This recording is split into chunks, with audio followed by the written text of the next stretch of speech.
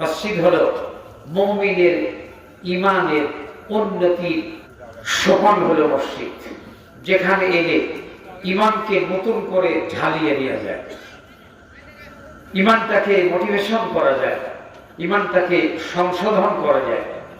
মসজিদ হলো আল্লাহর সঙ্গে প্রেম নিবেদনের জায়গা। মসজিদ হলো নিজের জীবন এবং জীবনকে উন্নত শিখরে পৌঁছিয়ে নেওয়া যায়, সেই জায়গাটাই হলো মসজিদ। এই জন্য ইসলামের পরিভাষায় বলা হয় মসজিদ হলো রাষ্ট্রীয় প্রশাসনিক ভবন।